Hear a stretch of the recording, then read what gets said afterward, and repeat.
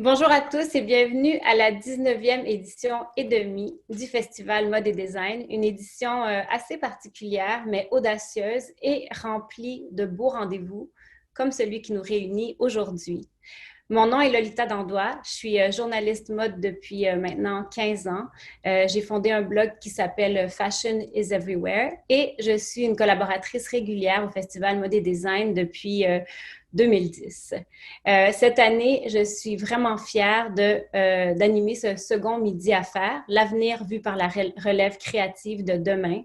C'est un webinaire qui est présenté évidemment par le FMD en collaboration avec Fashion Spectrum, avec la grappe M-Mode et le Collège La Salle et en partenariat avec Destination Centre-Ville. Si vous ne connaissez pas Fashion Spectrum, laissez-moi vous dire tout d'abord que c'est un comité étudiant et c'est surtout la seule compétition académique interuniversitaire en gestion qui est axée sur l'industrie de la mode au Canada. Leur slogan, qui est la relève créative au service de la mode, décrit parfaitement leur mission, qui est vraiment de connecter la relève de demain aux grands acteurs de l'industrie d'aujourd'hui dans un contexte pratique. Donc, après 2 éditions de compétition classique où des étudiants vraiment prenaient un mandat d'une entreprise et compétitionnaient pour trouver la meilleure solution pour cette entreprise, la pandémie a forcé Fashion Spectrum à revoir sa manière de fonctionner. Et donc, cette année, l'événement va quand même avoir lieu, mais Fashion Spectrum va offrir aux participants un mandat de consultation, évidemment, virtuel de 3 mois et aux entreprises, elle va leur offrir d'affronter donc la crise, leur permettre d'affronter la crise en leur proposant des solutions stratégiques, réalistes et audacieuses qui vont avoir été élaborées par les étudiants qui participent. Puis d'ailleurs, je me permets de vous passer un petit message de la part de Fashion Spectrum. Si vous êtes une entreprise intéressée à participer à l'édition 2020-2021, vous pouvez les contacter via leur site web. Mais revenons au webinaire d'aujourd'hui. Je vous le disais plus tôt, je suis vraiment très heureuse d'animer cette discussion parce que ça va me permettre d'aborder des questions que nous avons tous à cœur et surtout de donner la parole à la relève de demain, celle qui va assurer la continuité et la beauté de notre industrie. J'ai pas besoin de vous le dire, l'industrie de la mode vit présentement une crise existentielle, peut-être la plus importante crise pour ce qu'on peut appeler l'industrie de la mode moderne. Et même si on peut en mettre beaucoup sur le dos de la COVID, la remise en question énorme qui a lieu en ce moment n'a pas commencé avec la COVID. Ça fait maintenant plusieurs années que des questions comme la pollution, j'aimerais vous rappeler que l'industrie de la mode produit 1,2 milliard de tonnes d'émissions de carbone par année. Les questions de conditions de travail, c'est difficile d'oublier l'effondrement du Rana Plaza qui a eu lieu en 2013 au Bangladesh et qui a causé la mort de 1130 personnes et fait plus de 2500 blessés. Et plus récemment aussi, les questions du calendrier des saisons de la mode. Par là, je veux dire que si on prend par exemple les vêtements des collections automne-hiver, le calendrier fait en sorte qu'elles arrivent en magasin en plein été et puis tombent en solde avant même que la saison en question commence.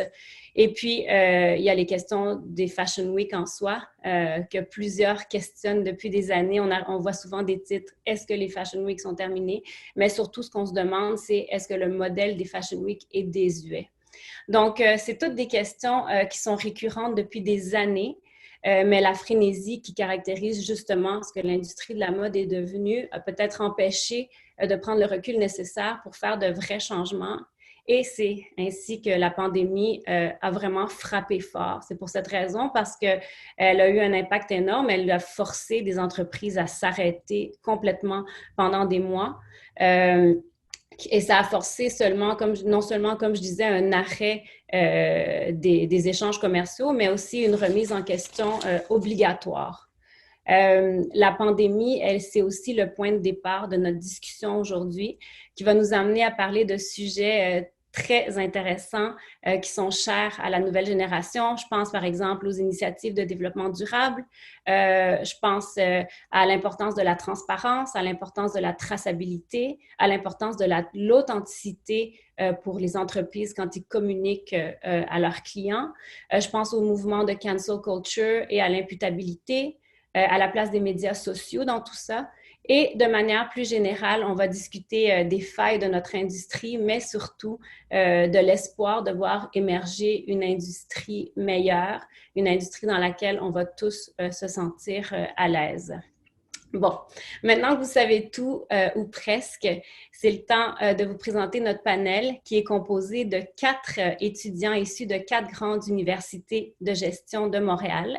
Donc, on a avec nous Camille Lamontagne de l'UQAM, Laurence, salut Camille, Laurence Marchand de l'Université Concordia. Allô. Salut, Lucy Pepper qui a étudié à l'Université McGill. Et puis, William Marquis de HEC Montréal. Je vais évidemment pas seulement les saluer rapidement comme ça, je vais les inviter à se présenter chacun leur tour et je vais commencer avec toi, Camille. Ben, parfait. Mon nom, c'est Camille Lamontagne. Je suis graduée en 2017 du Collège La Salle de Montréal et je viens de terminer mon baccalauréat en gestion et design de la mode à l'École supérieure de mode de l'UQAM. C'est exactement au cours de mon parcours. J'ai aussi eu la chance de travailler chez une designer sur mesure, de faire plusieurs stages au groupe Dynamite comme assistante designer. J'ai également fait un échange étudiant aux arts décoratifs de Paris où je suis allée chercher des compétences qui ne sont pas nécessairement enseignées ici. Puis j'ai fait mon stage d'études chez la designer Marika Tranzou à Londres, où j'ai eu l'opportunité d'aller faire la Fashion Week de Londres. C'est un peu diversifié dans mes expériences, mais ça explique bien mon parcours, je pense. C'est un très beau parcours d'ailleurs, un Merci. parcours qui fait rêver là, pour les étudiants qui nous écoutent. Merci d'être avec nous, Camille. Maintenant, Laurence, à ton tour de nous dire quelques mots sur toi. Oui, bonjour tout le monde. Mon nom est Laurence Marchand. En ce moment, dans le fond, je travaille comme assistante chef de produit pour la compagnie Aldo depuis environ 1 an, où je me spécialise dans le fond en développement de produits de chaussures. Dans le fond, mon parcours académique, j'ai fait ma technique en commercialisation de la mode au Collège La Salle, que j'ai finalisé. Et maintenant, j'étudie à Concordia en finance et en technologie pour aller me chercher un côté plus administratif.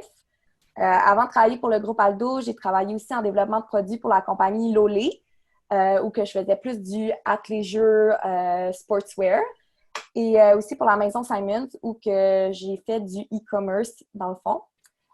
Aussi, dans le fond, à Concordia, je suis vice-présidente finance pour une association étudiante qui est le CFBA, qui est le Concordia Fashion Business Association. Donc, le but de l'association, c'est d'aller regrouper, dans le fond, créer des relations entre des finissants de Concordia ainsi qu'à des acteurs du domaine de la mode, soit c'est pour travailler en entreprise ou pour en connaître davantage sur le milieu de la mode. Puis, ma carrière future, qu'est-ce que j'aimerais faire? C'est sûr que j'aimerais ça continuer à évoluer au groupe Aldo.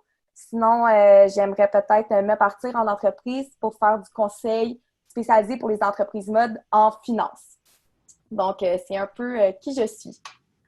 Et à travers tout ça, tu as trouvé le temps de te joindre à nous. Donc, oui, et je dors la nuit aussi. Et tu dors la nuit aussi, tant mieux.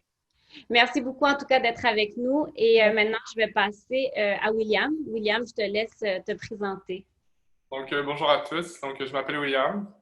Je tiens à dire un gros merci pour l'invitation. Ça me fait vraiment plaisir d'être avec vous aujourd'hui. Je pense qu'on va avoir des belles discussions. Donc, pour expliquer un peu mon parcours, actuellement, je suis étudiant à HEC Montréal, donc en gestion. Puis, je me spécialise en intelligence marketing. Préalablement, j'ai fait un parcours en commercialisation de la mode au CNDF à Québec. Donc, je ne suis pas montréalais, je suis un petit Québécois. Donc, j'ai déménagé tout récemment pour venir à Montréal il y a de cela 1 an. Donc, là-bas, j'ai appris énormément de choses. J'ai rencontré de merveilleuses personnes, des professeurs qui m'ont donné leur passion pour le monde de la mode, puis ça a été très, très vivifiant comme expérience.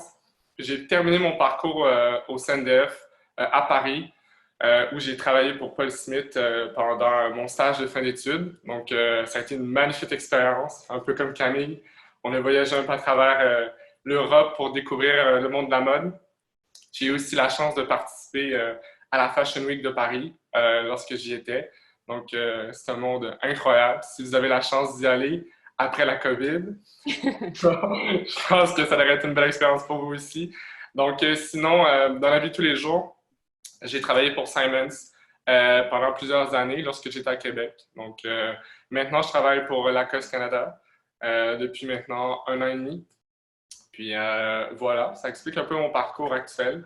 Donc, c'est sûr et certain que j'aimerais pouvoir continuer dans ce magnifique domaine. Donc, on va voir dans quel secteur, parce que mon baccalauréat me permet d'être un peu plus at large dans mes champs d'expérience. Donc, c'est pour la raison que je suis allé à HEC. Donc, sinon, je suis aussi, comme Laurence, dans une association étudiante à HEC. Donc, c'est les comités mode et affaires de HEC. On est un peu sur le même principe. Donc, on fait vraiment valoir le monde de la mode et son industrie. C'est sûr et certain qu'on est beaucoup plus axé sur le monde des affaires et de la business, considérant notre université. Mais on vient vraiment mélanger ce monde-là, donc affaires et mode, pour faire découvrir aux gens d'HEC et la communauté ces belles merveilles. Bien, merci beaucoup. Avant de passer à notre dernière invité, je pense que tout le monde doit le penser en ce moment, donc je vais le dire. C'est quand même beau de voir à vos âges comment vous avez de l'expérience, puis vous faites plein de choses pour faire en sorte que vous ayez déjà un bagage quand vous allez arriver dans l'industrie. J'ai eu la chance de participer au comité mode et affaires à une journée d'interview, puis c'était vraiment bien fait, aussi bien que si c'était hors école. Donc, félicitations en tout cas pour vos parcours. Et donc, là, je vais passer à Lucie et ça va me permettre de vous dire qu'en fait, Lucie est principalement anglophone. Elle a étudié à Montréal, à McGill, donc elle nous comprend. On va parler en français, mais quand je vais lui adresser la parole, lui poser des questions et elle, quand elle va nous répondre, ça va être en anglais. Et puis, je vais vous faire des courts résumés pour m'assurer que tout le monde a bien saisi sa pensée. Donc, bonjour Lucie, merci beaucoup d'être avec nous, puis je te laisse te présenter. Thank you. Well, thank you so much for having me. I'm very excited to be here. So, yeah, as Lolita said, I go to McGill. I just recently graduated this year. I'm originally from Calgary, so I grew up in Calgary. Then I moved to Montreal, so I've been there for the last 4 years. I studied psychology, and I took some marketing courses, and that's kind of how I was first introduced to, like the business side of the fashion industry. I've always been interested in fashion, but it wasn't so much the creative side, it was more the business. So actually this coming September, I will be going to Institut Français de la Mode in Paris to be part of their master's program.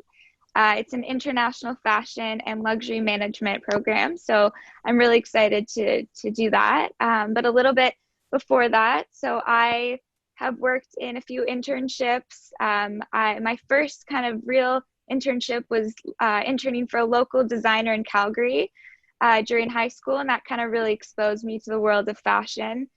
And then I interned for a boutique called TNT. They actually have a location in Montreal and Toronto, so I interned there for one summer. And then I interned for a public relations firm in Toronto, so I kind of got a little bit more of the commercial side. I had the honor to be part of Toronto Fashion Week, which was a great experience. And during university, I was also part of the Synesthesia, which is a McGill charity fashion show event each year. So my role included actually going out to local designers in Montreal and getting them to support us. So giving us clothing for our models to wear. So yeah, and then I also actually this past year, I participated in Fashion Spectrum's case competition. So that's kind of how I got involved with Fashion Spectrum. So yeah, I suggest anyone who's interested and who wants to kind of get to know the business side of the industry or just wants it was a great opportunity, and it was a great learning environment. So, but yeah, that's a little bit about me, and yeah. Great, merci beaucoup Lucie. Donc, pour ceux qui n'ont pas compris tout ce qu'elle disait, donc Lucie nous a vraiment expliqué son parcours. Elle nous a parlé de ses études ici à l'Université McGill et du fait qu'elle a été impliquée dans une charité qui organisait un événement en mode tous les ans. Et c'est elle qui était chargée d'aller vraiment cogner aux portes des créateurs pour qu'ils puissent leur prêter des vêtements.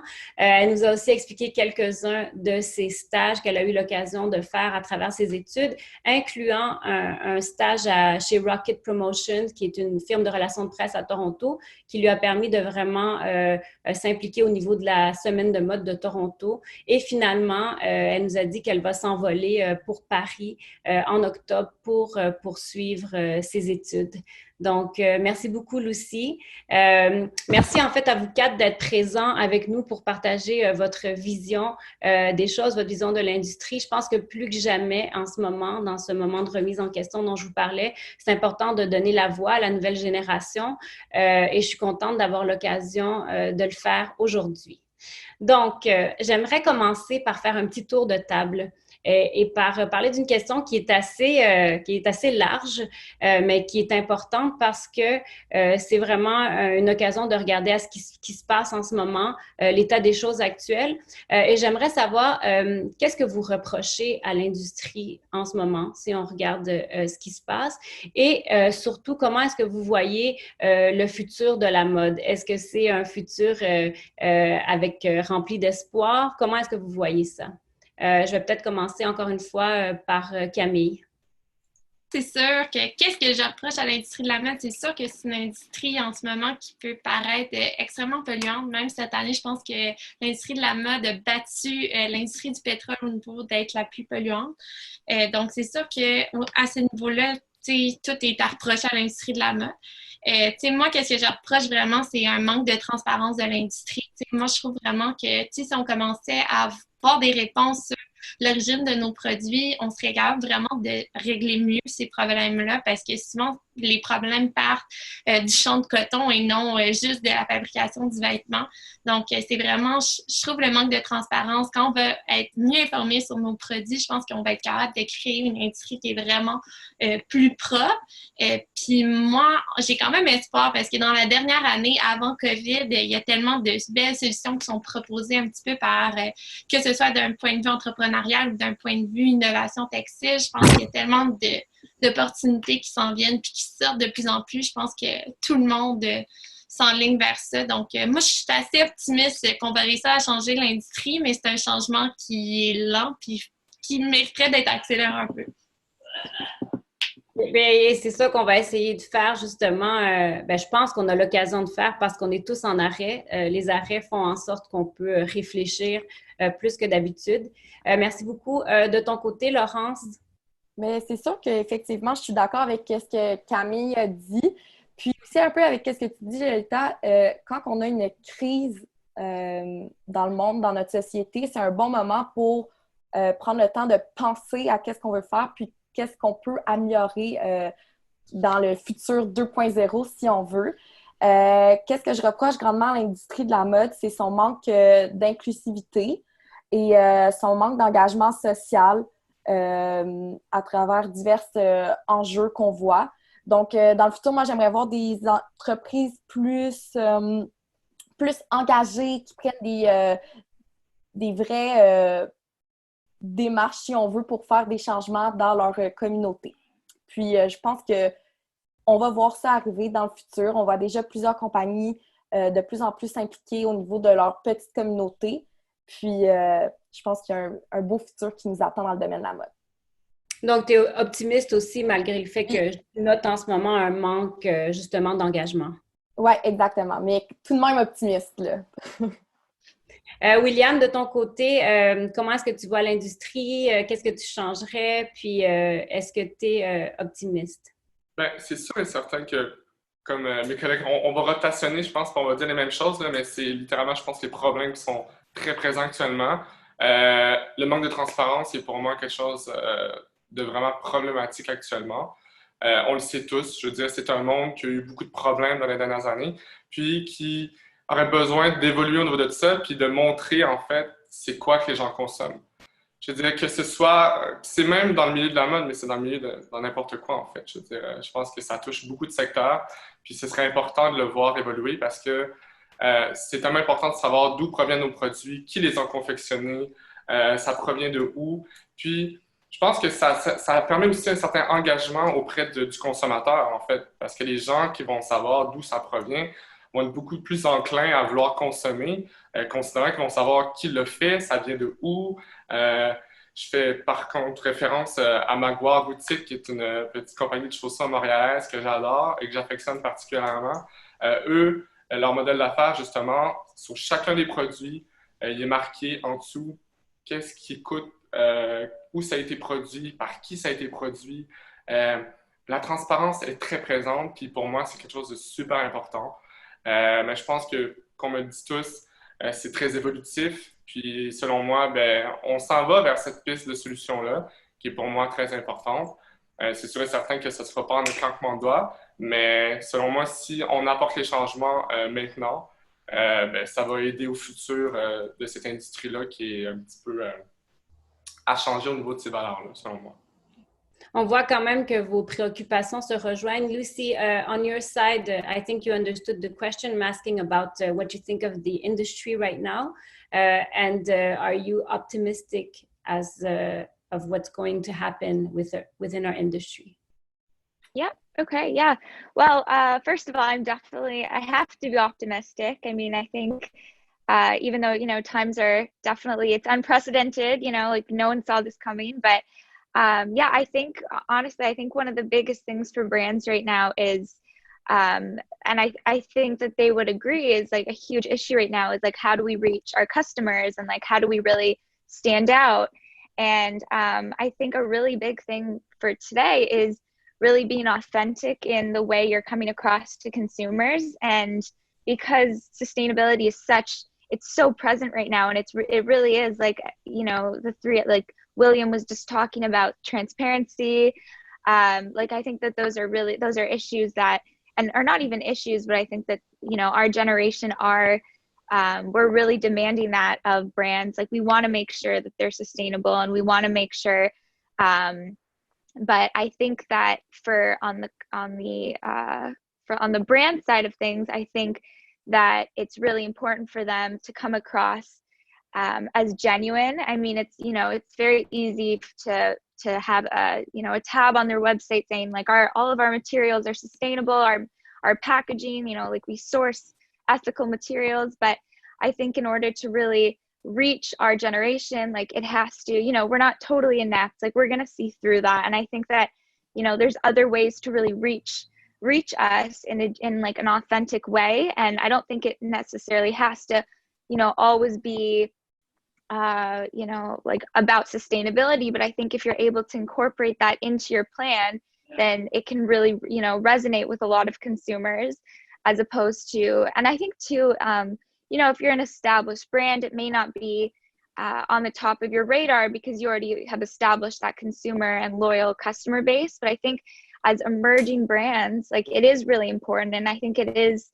gonna, like, that's gonna, you have to differentiate yourself somehow. And I think that right now, like, that's what those are the values that our generation, we want to see that transparency and we want to make sure.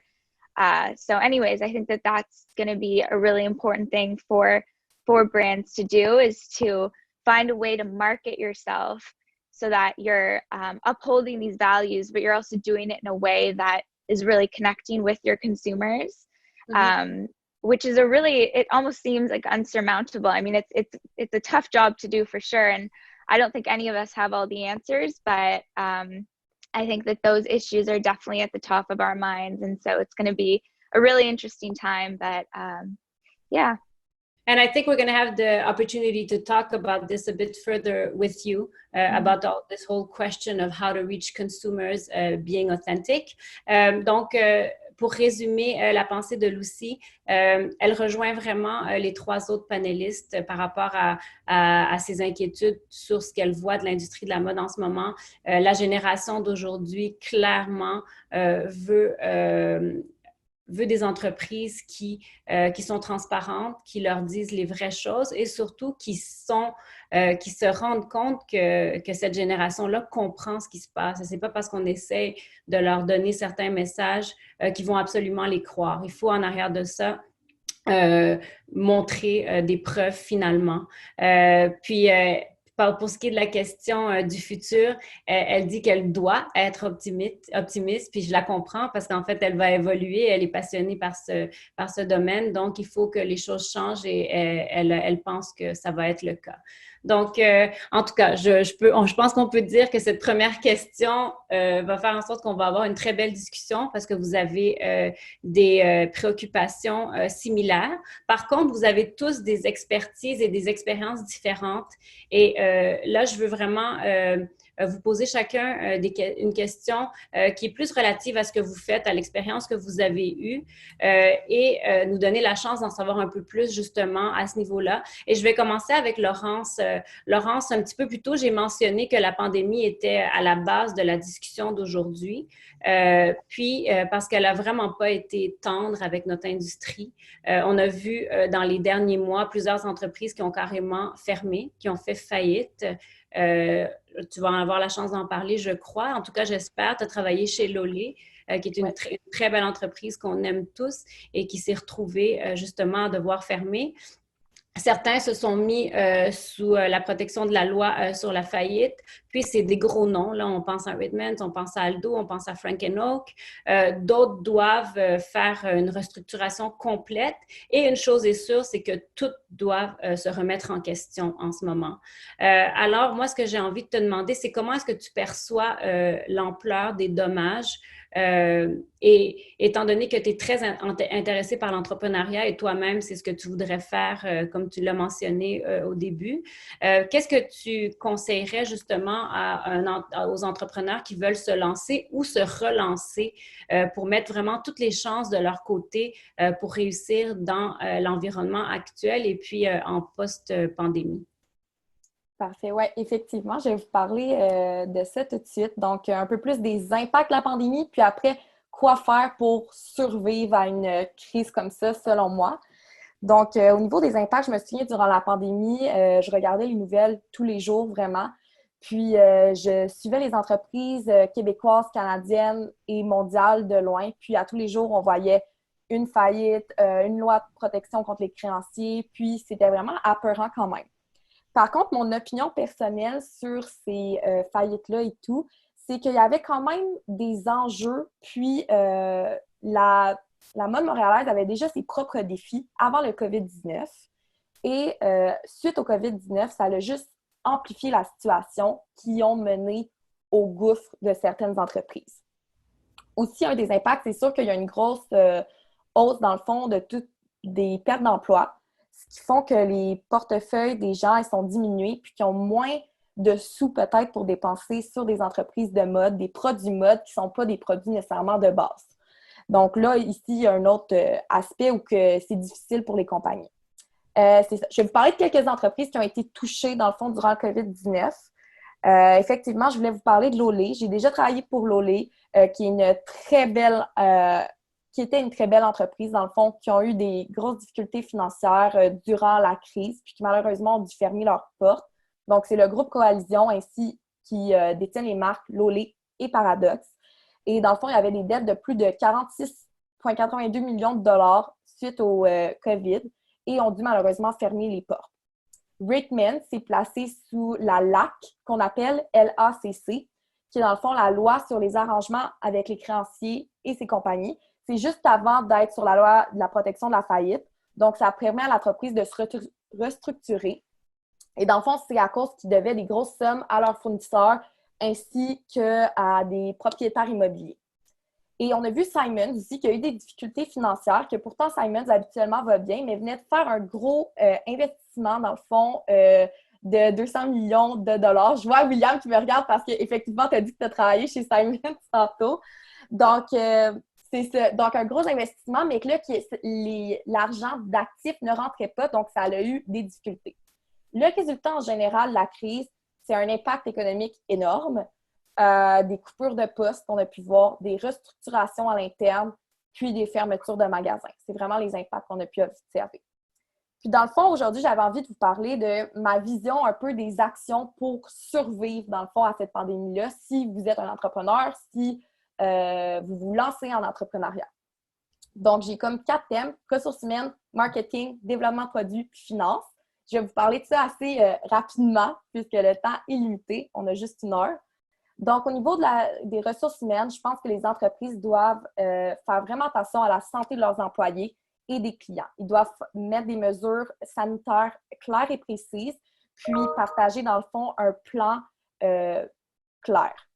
Au niveau du marketing, qu'est-ce que j'irais suggérer, ma vision, dans le fond, du marketing futur?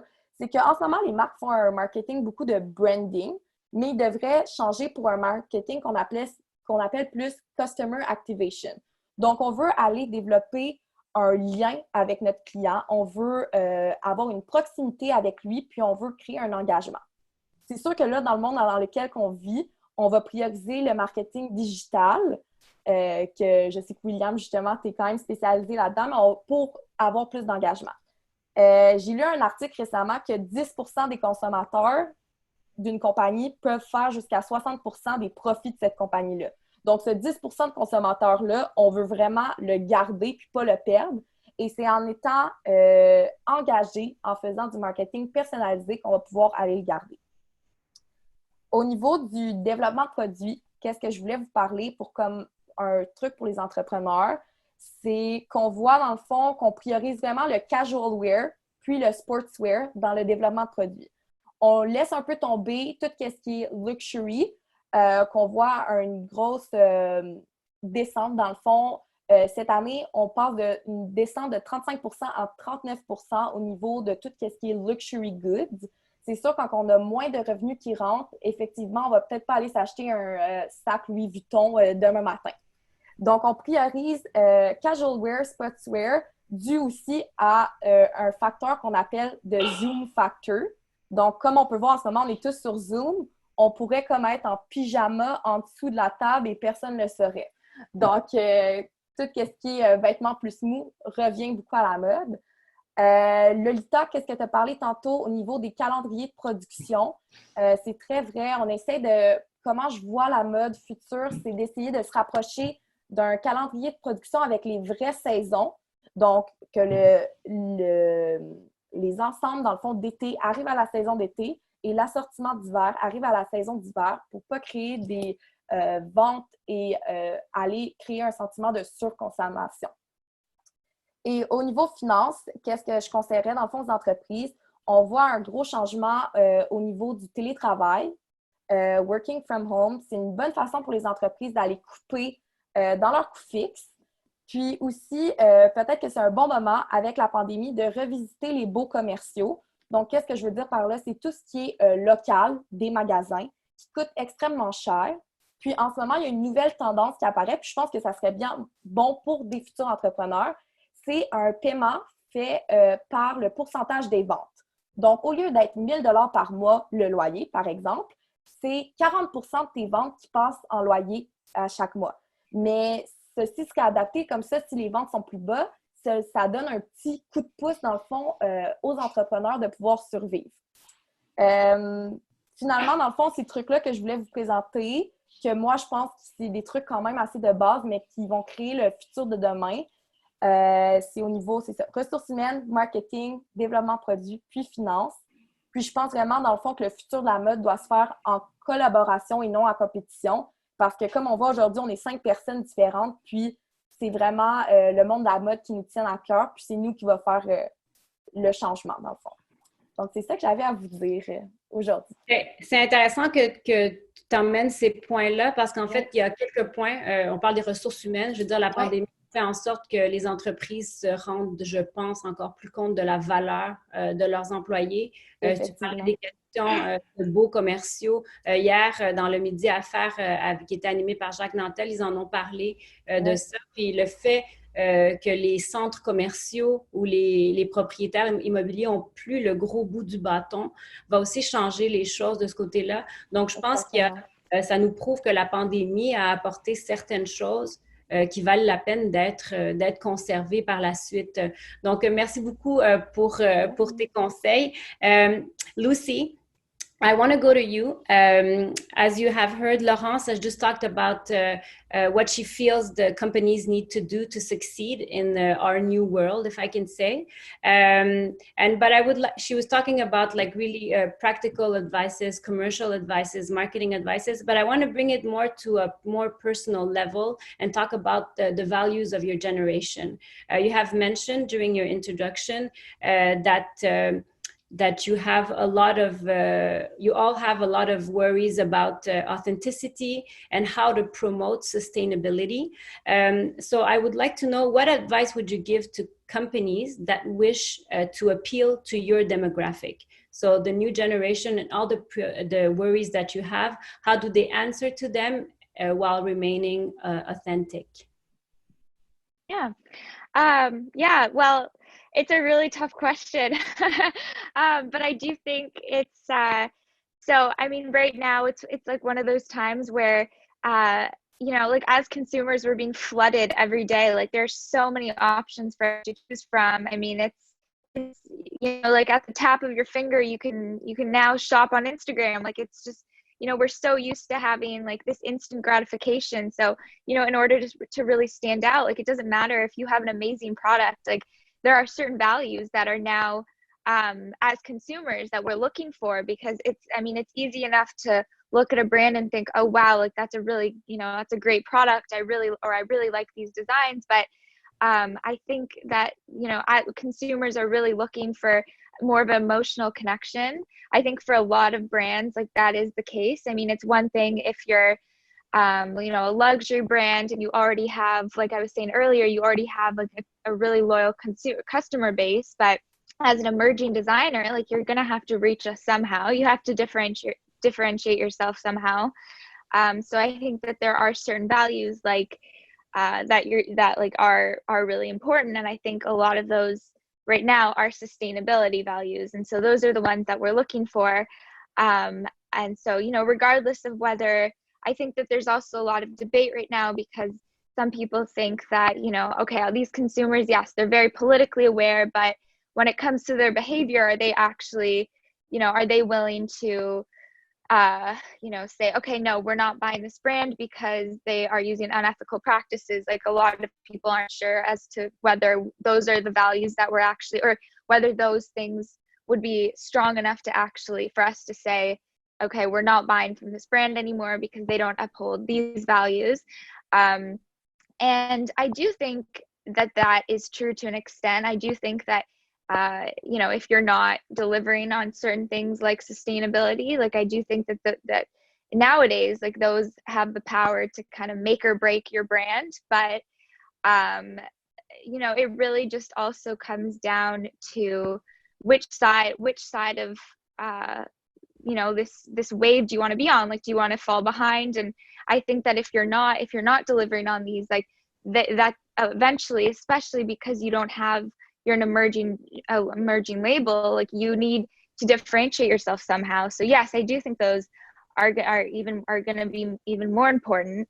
But I think another thing too is customer service, like a really big thing. I mean, even as simple as, you know, don't make us hunt down a number. Like if you know, make sure that you have that number so we can call and contact you and feel like you actually care about your customers. And you're not just saying, okay, like we deliver on all of these other values, but when it comes to customer service, like we're not there for you, we're not listening. So I think that's a really big part of it too. And I mean, everyone knows too, like cancel culture. I know Lolita kind of mentioned it in her introduction, but I mean, even thinking of websites that are now acting as basically watchdogs for the fashion industry, and they're calling out designers. And even if it's powerful enough to prevent customers from going back, I mean, if you're still, don't become an easy target, you know, like don't. So anyways, yeah, I do think cleaning up your act it's going to be very important. And as we've seen, it's really easy for for you to be called out. So yeah. Yes, yeah, definitely. Aujourd'hui, il y a quelques années, on pouvait pas vraiment, les marques pouvaient faire beaucoup de choses en fait, et que ça passe inaperçu. Mais aujourd'hui, avec les médias sociaux et comme Lucie vient de le mentionner, avec toute cette vague de dénonciation, cette vague de cancel culture, ça veut pas dire que les gens vont nécessairement arrêter d'acheter, mais il va y avoir un questionnement la prochaine fois qu'ils vont se retrouver face à cette entreprise.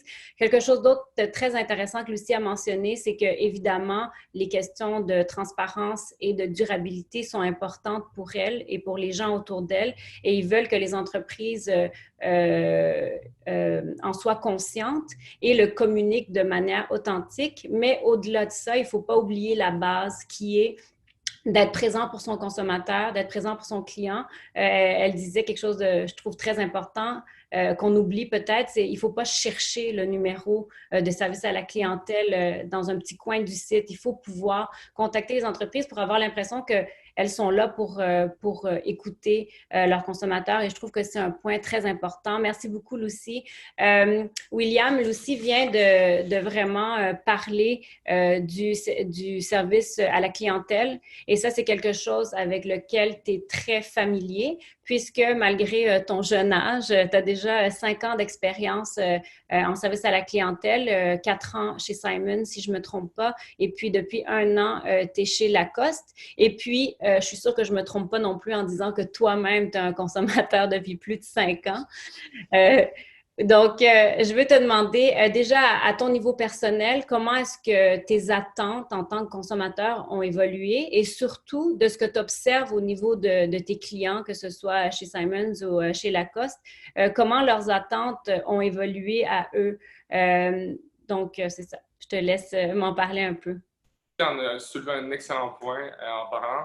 Je veux dire, l'importance du client est tellement présente, puis selon moi, c'est la priorité sur laquelle les entreprises devraient travailler actuellement. On le voit de plus en plus, ça évolue, mais c'est sûr et certain qu'on n'est plus des numéros. Les gens qui entrent en boutique, ils ne rentrent pas juste pour consommer. Il faut créer un contact avec le client, il faut créer une expérience, une émotion. Puis selon moi, c'est ça qui est important dans le service à la clientèle aujourd'hui. Je veux dire, à une certaine époque, je veux dire, on pouvait un peu snobber certaines personnes dépendamment dans quelle boutique ils entraient. Donc, selon moi, aujourd'hui, ce qui est important, c'est de vraiment créer une émotion, de créer un contact avec le client plus que jamais, parce qu'en fait, c'est eux qui vont être là, c'est eux qui vont acheter. Donc, s'il n'y a pas de valeur, s'il n'y a rien, puis que les gens ne se sentent pas attachés envers cette marque-là, ils ne vont pas consommer. Puis c'est d'où l'importance de vraiment axer sur cette expérience client-là au final.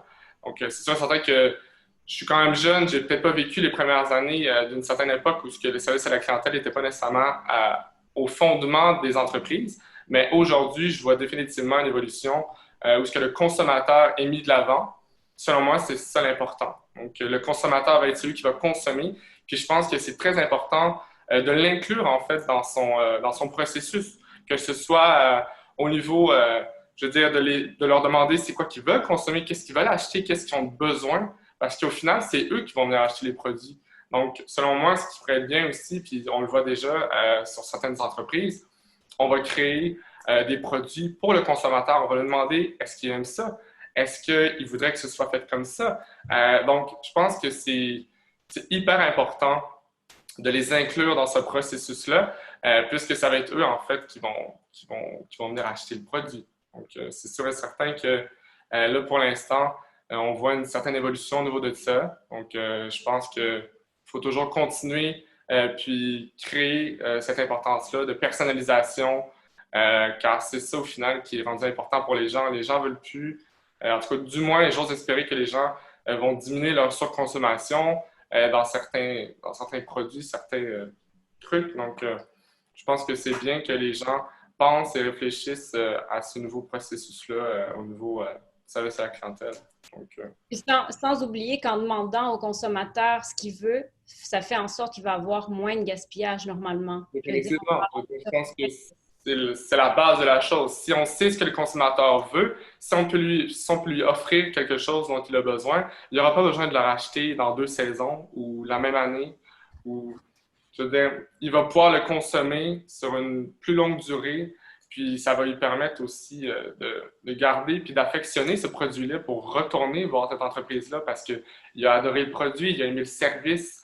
Je veux dire, oui, l'entreprise est importante, mais j'ai eu une belle discussion hier sur ça, puis le produit en est pour quelque chose, mais le service est aussi important. Je veux dire, je pense que les gens aiment avoir ce sentiment d'importance, se sentir important aux yeux de l'entreprise, qui ne sont pas juste un numéro ou une fiche de client parmi tant d'autres. Je veux dire, je pense qu'ils désirent plus que ça.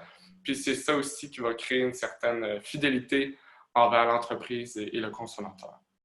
C'est clair, je suis d'accord avec toi. Puis j'aimais bien aussi le fait que tu abordais que la boutique doit être un endroit où il y a des choses qui se passent. On a parlé il y a quelques années que la boutique deviendrait une espèce de vitrine virtuelle, mais je pense que c'est pas du tout ce que le consommateur. Le consommateur veut encore une expérience en magasin. Je pense que les gens ont toujours besoin de ce sentiment de rapprochement humain. Puis je pense que la COVID nous a fait rendre compte de cette importance-là. Parce que voyez-vous, pour les gens qui sont très sociables ou même associables, je veux dire, du moins qui est très sociable puis qui adore voir les gens, ça a été très difficile. Mais même pour les gens, selon moi, qui ont un peu moins de contact puis ils ne veulent pas nécessairement voir beaucoup de gens, ça a été difficile aussi. Je veux dire, les gens ont besoin de se sentir entourés puis ont besoin de cette proximité-là humaine au final. Donc, oui, l'importance de la technologie doit être prise en compte dans les entreprises parce que c'est le futur de demain, c'est la mode de demain. On l'a vu dans beaucoup d'entreprises. Je veux dire, Burberry, entre autres, qui a tout récemment ouvert un nouveau concept store, en quelque sorte, où on allie vraiment boutique et application mobile. Donc, ça crée cette proximité-là, tout en étant aussi à la maison. Je veux dire, on a dû évoluer avec la COVID-19, mais il faut évoluer aussi de la bonne manière, selon moi. Puis, l'importance de garder aussi ces entreprises-là, puis la présence des boutiques va être, selon moi, toujours importante. Peut-être en petite quantité, un peu moins présente, mais tout de même très importante. Merci beaucoup, William. Je vais terminer avec toi, Camille. Camille, parmi nos 4 invités, tu es la seule qui a étudié en design de mode. Tu as donc une expérience concrète avec la production d'un vêtement. On a beaucoup parlé précédemment de l'importance de la transparence, de la traçabilité et de la durabilité. Je veux en profiter d'aborder spécifiquement la question de la durabilité parce que souvent, elle est mal comprise. Les gens ont l'impression que pour être durable, il faut sacrifier beaucoup d'autres qualités d'un vêtement et je pense que tu penses que ce n'est pas le cas. Donc, est-ce que tu peux nous en dire un peu plus par rapport à comment est-ce qu'on peut, dans le fond, bien développer un produit de manière durable? Bien, comment bien développer un vêtement durable? Je pense que ça commence par être très curieux de connaître toute l'origine de la provenance de ce qu'on choisit d'utiliser comme produit. Donc, tu sais, quand on va voir un fournisseur, être capable de savoir où c'est que mon tissu a été tissé, où c'est que le fil a été produit, où c'est que mon coton a été produit, pour moi, c'est des questions qui sont essentielles.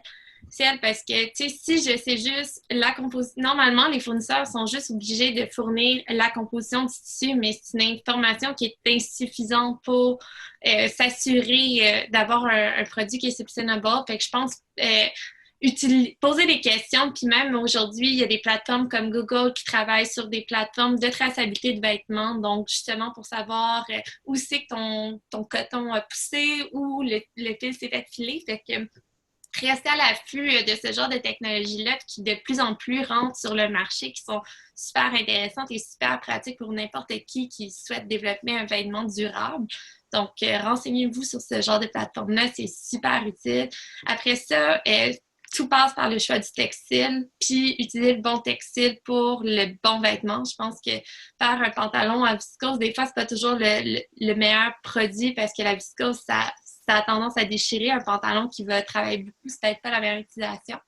Donc, s'informer sur les propriétés des fibres. Puis je pense rester vraiment à l'affût de ce qui sort de nouveau, comme le Tencel, qui est une fibre écologique super esthétique, qui va s'apparenter un peu à la soie, qui est vraiment super lustrée, super confortable, ou qui peut avoir un look un petit peu plus comme le coton, le chanvre aussi. Donc, il y a plein de nouvelles alternatives qui sortent, puis même des alternatives qui sont vraiment le fun, comme le textile à partir de la protéine de lait aussi qu'on va voir qui va s'apparenter beaucoup à la soie, qui est faite à partir des pertes laitières. Fait que ça, c'est toutes des alternatives qui sont en train de sortir sur le marché qu'il faut. Fait que je dirais, pour avoir une mode plus durable, il faut rester à l'affût de qu'est-ce qui sort parce qu'en ce moment, la recherche se fait, les nouveaux produits. Donc, puis poser des questions, je pense que c'est la meilleure façon. Après ça, une fois qu'on a une bonne base pour faire un produit sustainable, après ça, on peut quand même être créatif et faire de beaux vêtements, mais de manière responsable. Puis, je pense de bien travailler aussi. Tu viens de présenter ta collection, donc ta collection de finissants à l'École supérieure de mode à l'UQAM.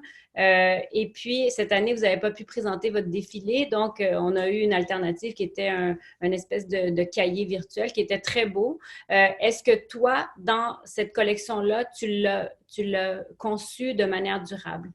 En fait, moi, ma manière de voir ma collection, c'est que à l'université, on nous pousse beaucoup à être créatif, puis j'ai eu la chance dans mon parcours académique de toucher beaucoup au haut de gamme, un petit peu plus evening wear, puis de travailler aussi en commercial. Donc, ma collection était toute basée sur justement l'accumulation. Donc, c'était un peu une dénonciation du fait qu'on accumulait beaucoup de vêtements. Fait que ma collection, c'était tout du layering de différents tissus.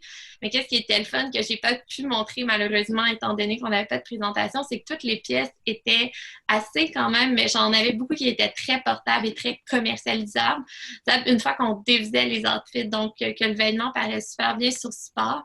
Et c'est sûr que j'ai toujours essayer de prendre des matières naturelles le plus possible, d'éviter le polyester parce que le polyester, c'est vraiment super chimique. De choisir des fils comme la laine, le cachemire, la soie sont plus dispendieuses, mais tu sais, ça fait toute une différence aussi. Donc, puis c'est plus durable, c'est plus souvent confortable aussi. Donc, c'est des notions qu'on essaie de garder, d'intégrer sans trop se limiter dans notre créativité. Puis, comme je le disais, tu as vraiment bien réussi. Donc, c'est la preuve qu'avec du temps, de la créativité, de la recherche, c'est possible de le faire. Il reste déjà une dizaine de minutes. Je ne reviens pas comment le temps est passé. Donc, je vais inviter nos auditeurs à envoyer des questions si vous en avez. J'en ai déjà une à vous poser. Et évidemment, je laisse la personne qui a envie de répondre me faire signe. S'il y en a d'autres, vous n'hésitez pas non plus. Mais voilà, c'est une question qui provient d'Océane Stanislas. Elle voudrait savoir, elle est curieuse en fait de connaître votre opinion sur l'évolution des achats de luxe vintage. Est-ce que quelqu'un a envie de se prononcer là-dessus? Oui, Camille. Ben moi, je suis une grosse consommatrice de vintage et de luxe. Je trouve qu'il n'y a rien de plus fun qu'aller dans une friperie et trouver un vêtement haut de gamme. Moi, c'est sûr que c'est un mouvement pour moi qui va être en augmentation, c'est sûr. Et par contre, je pense que ça ne remplacera jamais le vêtement neuf à 100%. Je pense qu'il va y avoir un dosage peut-être qui va se faire dans les garde-robes. Donc, une portion qui va être vintage puis une portion qui va être nouvelle. Parce que je pense que la mode est toujours un reflet de ce qui se passe en ce moment dans la culture et tout. Donc, je pense qu'on va toujours avoir quand même cette envie d'avoir quelque chose qui représente exactement ce qu'on vit en ce moment. Comme en ce moment, c'est toute la mode, plus du loungewear, le coton watté et tout. Mais tu sais, dans pas long, peut-être qu'on va être plus dans une période où on a envie de s'amuser. Fait que je pense que la mode, justement, c'est pour ça qu'on ne supprimera jamais le magasin complètement parce qu'on a toujours besoin de se renouveler en fonction de ce qui se passe dans la vie. Donc... Okay. J'avais dit qu'on pouvait tous répondre, mais comme j'ai plusieurs questions, puis je veux donner la chance de répondre à toutes les questions, je vais passer à la suivante. C'est une question d'Aurore Colliot qui demande, en tant que jeune professionnel sur le marché du travail, qu'attendez-vous des entreprises de mode en matière de recrutement? Est-ce que quelqu'un a envie de répondre à cette question? Je pense que je vais commencer sur ça. Je pense que c'est important de choisir les bonnes personnes pour... je veux dire, c'est sûr, certain que là, il y a une crise énorme dans le secteur, donc c'est sûr, certain qu'on ne peut pas nécessairement toujours avoir, mais l'importance le consommateur est important, mais l'employé est aussi important. Je veux dire, les ressources humaines sont hyper importantes, selon moi. C'est la facette, en fait, de l'entreprise. Je veux dire, les employés qui sont autant à la création, au marketing, sur le plancher, sont les personnes qui font vivre l'entreprise. Donc, c'est tellement important de les estimer puis de les mettre de l'avant parce que c'est eux qui vont faire briller l'entreprise au final. Donc, c'est important de, selon moi, avoir des gens on tient à cœur l'entreprise, mais aussi la personne. Donc, je pense qu'il faut vraiment mettre de l'avant ce côté-là, puis pas juste penser que les personnes sont des numéros ou simplement des vendeurs ou des employés. Laurent, je pense que tu voulais ajouter quelque chose là-dessus. Oui, exactement. William, j'aime ça, tu parles beaucoup dans le fond de les employés sur le plancher. Moi, j'ai comme une vision plus de bureau-chef un peu où que c'est les employés qui... on est dans le bureau. Moi, qu'est-ce que je m'attends des futurs employeurs dans le domaine de la mode? C'est des gens ouverts, exemple, au travail à la maison, à des horaires flexibles. On voit de plus en plus des espaces coworking où que les gens peuvent aller déposer leurs échantillons, aller les observer, après retourner à la maison. On sait que le domaine de la mode, des fois, est un peu fou, je dirais ça comme ça, que c'est des grosses heures de travail, c'est des gens passionnés, mais je pense que l'important, c'est que les employeurs puissent trouver un équilibre et une balance, dans le fond, pour leurs employés, autant au niveau professionnel et personnel. C'est vrai. J'ai une question complètement dans un autre sujet, mais que j'ai envie de vous poser aussi parce que c'est très important. Elle vient de Lily Cattel. Elle nous demande, est-ce que vous pensez que certains changements vont apparaître concernant les mannequins? Puis je vous explique ce qu'elle veut dire par là. Elle explique que pour certains mannequins, c'est parfois difficile de se préparer dans un défilé de mode, même d'avoir accès à certains contrats parce que les coiffeurs ne savent pas gérer les cheveux bouclés ou frisés, que le maquillage utilisé n'est pas adapté à la couleur de peau. Ici, on parle évidemment de diversité. Et j'aimerais vous entendre si quelqu'un a quelque chose à dire là-dessus par rapport aux changements qui doivent apparaître de ce côté-là. Well, I think I can start. Well, I was just going to say to speak to that, I think a lot of, like stylists, especially as they're entering into the workforce and they're getting training, I think a lot of schools, I mean, it's true. There's a lack of like when they're teaching you how to style certain hair, like it's true. It's predominantly for straight hair. It's never, and so I think that like the programs actually need to incorporate like just like a range of different, like working with different types of hair, different lengths, like all, not just, because I think that that's where the change is going to really occur. I mean, you can't force people to to work with models who they're not comfortable because they've never learned how to style, like you have to teach them. And I think that's where the change is really going to happen, is it's going to start from there. It's not just more about, because then there's also talk about, certain models not being chosen because, they don't look a certain way. And so I think to really open up the industry, it's going to start with teaching these stylists how to work with like a diverse range of models. And I think that's where it's really going to start. So if anyone wants to add on to that, then please. Yes, but yeah, that's definitely. And before someone does, I just want to translate what you said. Donc, Lucie explique qu'un peu comme tout à l'heure, quelqu'un parlait du sourcing. On ne peut pas penser seulement au produit final. On doit commencer à regarder où on va s'approvisionner le coton. C'est un peu la même chose ici. On ne peut pas forcer là, on parle de mannequins, de coiffeurs, de stylistes, de maquilleurs. C'est pas qu'ils ne veulent pas le faire, sauf que pour pouvoir le faire, on doit l'avoir appris. Donc, le problème est vraiment à la base d'apprendre à travers les différentes techniques et programmes d'éducation, justement, à pouvoir travailler avec tout le monde dans l'industrie, ce qui va nous permettre de répondre en partie, évidemment, seulement en partie, à cette question d'importance de l'inclusivité et de la diversité. Je pense que c'est un sujet sur lequel on pourrait parler pendant 1 heure au complet et même plus. Mais en tout cas, merci beaucoup, Lily, pour ta question. J'ai une dernière question parce que je ne veux pas en laisser trop non répondu. Encore une fois, dans un domaine complètement différent. Quentin Winstel demande, est-ce que selon vous, plus de transparence passerait par une relocalisation des industries de production de textiles? Donc, encore une fois, on est à la base et je pense que peut-être, je vois déjà Camille qui a envie de répondre. Je te laisse y aller. Ben, moi, c'est sûr que d'un point de vue environnemental, ça serait merveilleux si on serait capable de produire le textile ici, de fabriquer le vêtement ici. Ça fait qu'on aurait également beaucoup plus de contrôle sur le produit fini. Tu sais, en ce moment, moi, je pense que oui, ça passerait par ça, mais on a quand même un problème manufacturier aussi au niveau des gens, des ressources, donc les gens que ça coûte. Donc, tu sais, au niveau de la manufacture, en ce moment, on n'est pas assez fort, peut-être en nombre, pour soutenir l'industrie textile ici, de gens qui travaillent dans ce domaine-là, qui veulent faire de la couture et tout.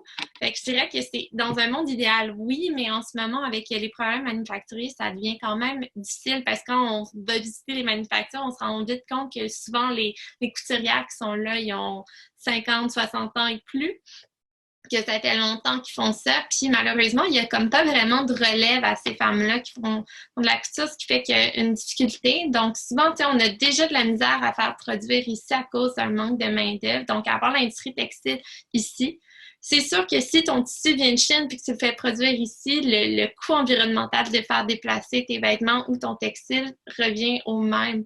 Donc, c'est une problématique qui serait idéale. Est-ce que c'est de peut-être ramener les cours d'économie familiale pour ramener un peu les gens à s'intéresser à la couture? Parce que dans le temps, tout le monde savait coudre. Aujourd'hui, plus personne sait coudre. Donc, c'est des solutions comme ça qu'il faudrait penser. Mais oui, je suis d'accord que l'industrie textile, la ramener, en tout cas en portion ici, serait vraiment bénéfique environnementalement parlant. Oui, William? Je pense qu'à petite dose, c'est possible de le faire. Je veux dire, Camille a totalement raison, c'est impossible de transférer une industrie qui a changé depuis tant d'années. Je veux dire, à une certaine époque, on produisait ici. Beaucoup de gens s'approvisionnaient en textile, ils faisaient produire ici, puis c'est là que l'économie locale était parfaite. Je veux dire, pas parfaite, mais bon, du moins un peu meilleure. Donc, je pense qu'à petite dose, c'est possible de le faire. C'est sûr et certain qu'on n'a pas nécessairement la main-d'œuvre, mais si on continue, puis on pense, je veux dire, tout est possible de faire. Il faut juste y aller à petite dose, puis aller graduellement au fur et à mesure. Puis selon moi, si on fait ça, bien, les gens vont finir par comprendre, puis consommer localement, acheter localement, produire localement. Puis c'est là que l'importance du local va devenir plus présent dans la société. Oui, c'est clair. Puis on en revient aussi à la question de revaloriser les métiers, revaloriser les employés. Là, il est 13 heures, mais je vois qu'on a encore quand même beaucoup de monde qui sont avec nous. Puis moi, il y a une question que je voulais absolument vous poser, puis je suis pas mal certaine que ça va intéresser beaucoup de gens. À travers l'histoire, on a vu que des périodes de grande crise, d'austérité ont souvent été suivies par des périodes d'exubérance en termes de mode. Je pense évidemment aux deux grandes guerres, mais aussi à la pandémie de grippe espagnole qui a été suivie par les années folles. Donc, c'est vraiment des moments d'exubérance, d'originalité, d'excentricité. Puis j'aimerais savoir, là, on vit une de ces grandes crises, puisque c'est une crise collective.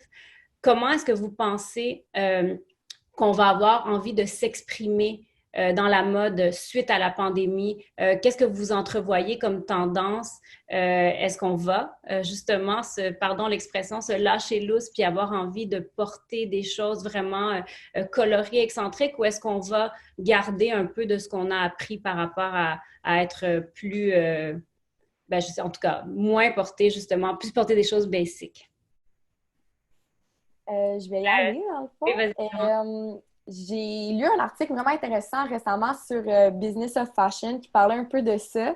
Puis, justement, il semblait dire qu'on allait supposément avoir une espèce de revirement là, du balancier avec la crise. J'aimerais vraiment ça, moi, qu'il y ait des paillettes, des confettis, des couleurs vives. Je me sentirais bien dans cette mode-là. Par contre, on dirait que mon instinct en ce moment me prédit plus qu'on va vraiment se lancer vers le sportswear, casual wear. Je pense que les gens ont envie d'être confortables, puis ont réalisé qu'ils n'avaient pas envie d'être serrés, oppressés. Donc, c'est un peu comment je vois la mode des prochaines années, mais je suis totalement ouverte à la folie qui peut s'en venir. Est-ce que quelqu'un veut rajouter quelque chose là-dessus? Camille? Ben moi, tu sais, un peu comme tu disais, Lolita, tu sais, chaque grande crise a été suivie par des moments d'excentricité. Juste en ce moment, on peut voir des compagnies qui exploitent habillez-vous pour votre sortie à l'épicerie. Donc, tu sais, on dirait que chaque occasion est devenue bonne pour s'habiller. Donc, moi, je pense que, tu sais, en ce moment, oui, la plupart des gens travaillent de la maison, donc on veut être confortable parce que ça représente la culture en ce moment. Mais on va recommencer à sortir, on va être comme un peu des petits chiens enfermés dans un enclos, là. On va juste vouloir sortir puis montrer notre style parce qu'on va être habillé en mou tout le temps. Fait que moi, je pense que dès qu'on va pouvoir avoir le go de retourner voyager, de retourner sortir, on va en profiter puis on va se mettre sur notre 31. Fait que moi, je pense que probablement le evening wear risque d'être plus fort. Chaque occasion va être bonne pour s'habiller. Mais tu sais, pour l'instant, j'ai l'impression qu'on va être dans le mou pendant un certain temps jusqu'à ce qu'on soit complètement fini de la crise, que tout le monde soit à l'aise de sortir et tout.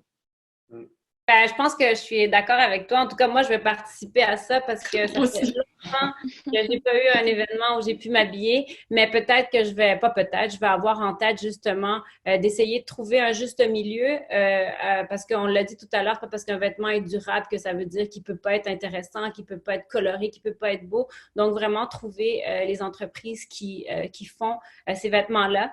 Bon, ben, 1h05, donc on va devoir terminer ce midi à faire. Je veux, en fait, au nom du festival Mode et Design, je tiens à remercier les collaborateurs du Midi à faire, donc Fashion Spectrum, le groupe M-Mode, le Collège La Salle et Destination Centre-Ville. Et aussi, le Festival Mode et Design ne pourrait pas avoir lieu sans ses partenaires publics. Donc, je veux aussi les nommer, le gouvernement du Québec, Patrimoine Canada, la Ville de Montréal et Tourisme Montréal, ainsi que les partenaires médias, donc Rouge FM, La Presse, Elle Québec et Fashion United. Et je veux terminer par vous remercier, vous, les 4 panélistes. Merci beaucoup d'avoir partagé votre vision. Merci pour votre temps. Merci pour votre passion aussi parce que moi, qui est plus vieille que vous, ça m'anime de vous voir, de vous entendre parler puis de voir que vos préoccupations nous rejoignent aussi. Et donc, si c'est des préoccupations qui sont importantes pour vous, vous allez faire en sorte qu'elles soient adressées.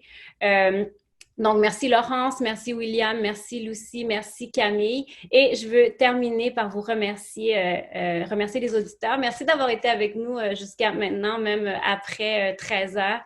C'était vraiment un beau midi à faire. Puis, je vous souhaite une bonne journée à tous.